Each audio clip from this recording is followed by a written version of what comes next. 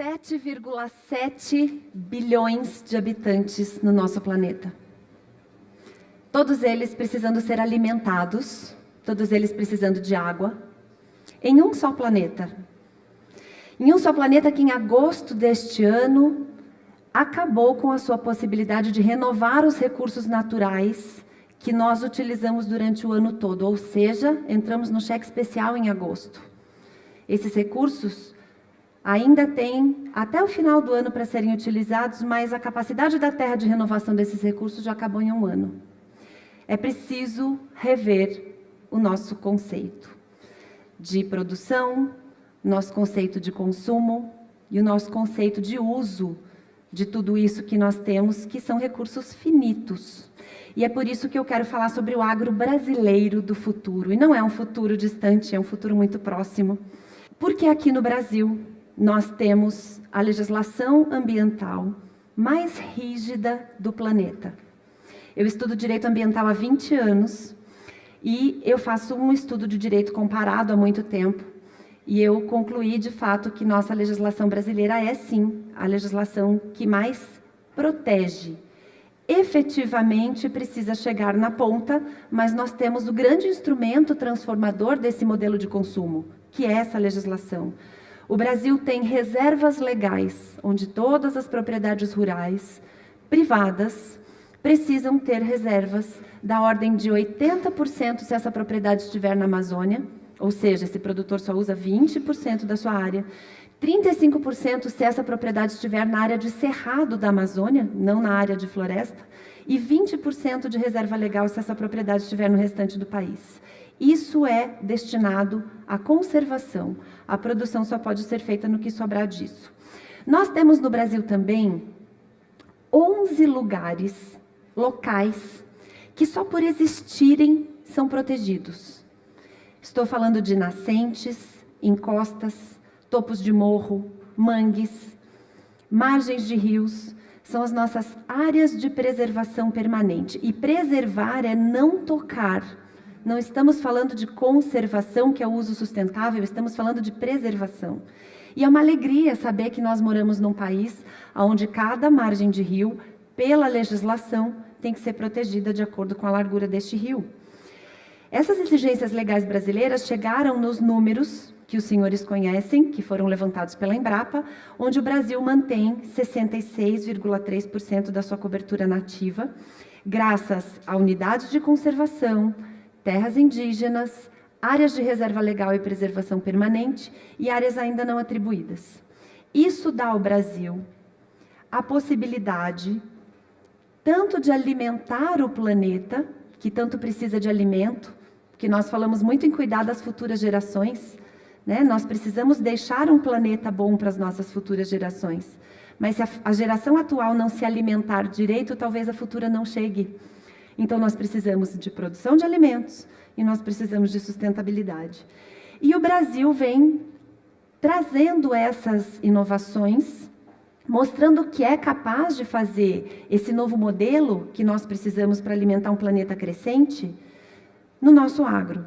O agro do Brasil tem uma média de crescimento de 4% ao ano, enquanto a média mundial tem sido de mais ou menos 1,8%. Mas o que é tão diferente no Brasil hoje? Nós temos, nos últimos 21 anos, uma produção que cresceu mais de 234%, enquanto que ocupou, no mesmo período, uma área plantada de 50%. Se nós continuarmos a crescer essa produtividade com a diminuição do uso da área necessária, nós vamos conseguir fazer com que isso seja possível, essa alimentação de todo esse planeta de uma forma mais sustentável. Só que isso tem que ser feito sem esgotar os recursos naturais, né? Na próxima década, os especialistas projetam aí um aumento de 30%, pelo menos na nossa produção de grãos, mas com um aumento de área de menos de 18%. Ou seja, a nossa tecnologia, a nossa produtividade continua vindo. Essa tecnologia da nossa agricultura tropical, de Embrapa, de Exalc, ela tem feito transformações que vão refletir no futuro do planeta. E onde é feito esse plantio também precisa ser observado. E nós temos feito isso com primazia, quando nós utilizamos técnicas como proteção de solo através do plantio direto, onde o solo não fica exposto, ele não é carreado para as águas, não assoria rios, você não perde matéria orgânica de solo, você tem curvas de nível onde você protege também esse solo de erosão, e você tem um ciclo que é muito interessante, que é o da cana, por exemplo, onde a cana é plantada com esses cuidados do solo, onde ela é fertirrigada com uma adubação orgânica que é feita com a própria vinhaça. Ela gera o açúcar, ela gera o etanol, com o bagaço se faz energia. Então é praticamente aquilo que eu acredito que seja, sim, o futuro do agro brasileiro, que é a economia circular do agro.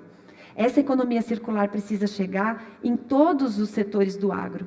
E os exemplos no Brasil não param de aparecer. Nós temos a integração lavoura-pecuária-floresta, que é uma nova técnica que tem se mostrado super eficiente para a recuperação de pastagens degradadas, onde você consegue integrar diversos tipos de produção.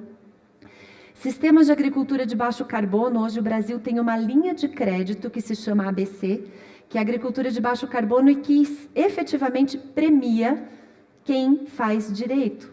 A gente vai parar agora de multar e de castigar quem está fazendo errado, no sentido de ensiná-los a fazer a forma certa e de premiá-los com novos prazos, com novos tipos de juros, com juros menores, com prazos maiores, e a agricultura de baixo carbono, o sistema da agricultura ABC é um bom exemplo. E temos desenvolvido muito o controle biológico de pragas.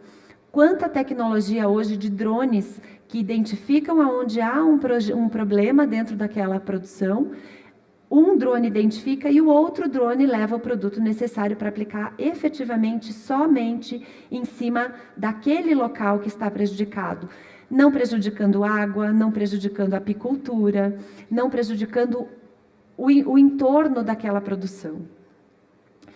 O Brasil hoje tem um grande exemplo de uma economia agrocircular, que são os sistemas de logística reversa das embalagens de agrotóxicos.